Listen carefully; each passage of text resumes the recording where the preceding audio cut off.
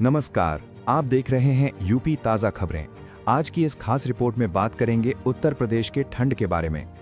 UP में भीषण ठंड, स्कूल कॉलेज बंद, 30 जिलों में कोहरा, धूप के आसार नहीं, नए साल में और बिगड़ेगा मौसम। यूपी में अब हाड़ कंपाने वाली ठंड पड़ने लगी है। इसे देखते हुए 12वीं तक के स्कूल कॉलेजों को 1 जनवरी तक बंद कर दिया गया है। सुबह से वाराणसी, कानपुर, अलीगढ़, संभल समेत 30 जिले घने कोहरे की चपेट में हैं। 8-10 शहरों में विजिबिलिटी शून्य तक पहुंच गई है। सड़कों पर सन्नाटा पसरा हुआ है। बर्फीली हवाएं चल रही हैं। ओस की बूंदें रिमझिम बारिश का एहसास करा रही हैं। मौसम विभाग ने चेतावनी दी है कि अगले 4 दिनों तक भयंकर ठंड पड़ेगी। नए साल में भी मौसम बिगड़ा रहेगा। मेरठ 6.7 डिग्री न्यूनतम तापमान के साथ सबसे ठंडा रिकॉर्ड किया गया। गोरखपुर, जालौन, वाराणसी, लखनऊ समेत अन्य रेलवे स्टेशनों पर 100 से ज्यादा ट्रेनें देरी से चल रही हैं। फ्लाइटें भी देरी से उड़ रही हैं। यूपी सरकार भी अलर्ट मोड पर है।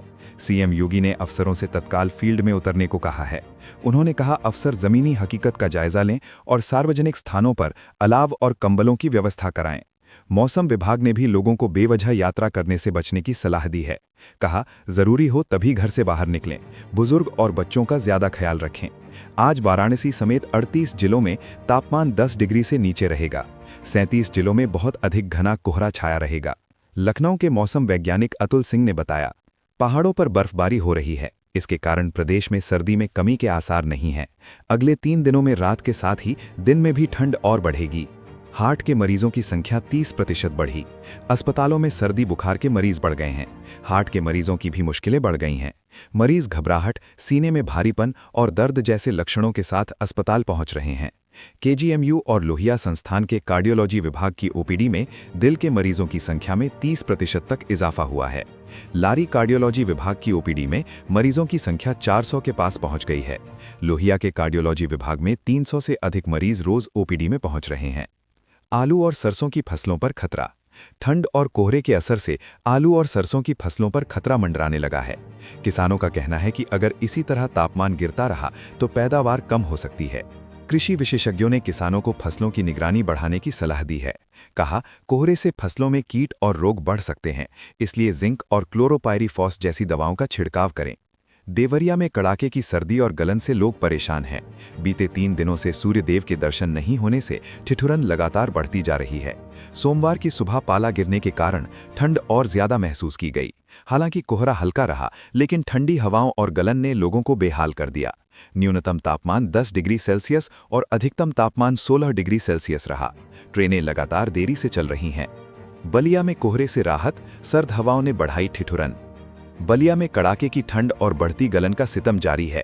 ठंड के चलते जनजीवन बुरी तरह प्रभावित रहा। सोमवार सुबह आसमान में काले बादल छाए रहने से घने कोहरे में कुछ कमी देखी गई। मौसम विभाग के अनुसार सोमवार को न्यूनतम तापमान 11 डिग्री सेल्सियस दर्ज किया गया। अधिकतम तापमान 2 डिग्री की गिरावट के साथ 17 डिग्री रहने का अनुमान है।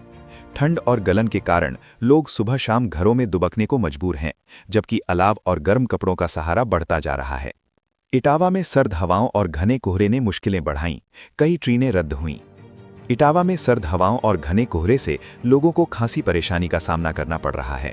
सोमवार सुबह जिले का न्यूनतम तापमान 9 डिग्री सेल्सियस दर्ज किया गया।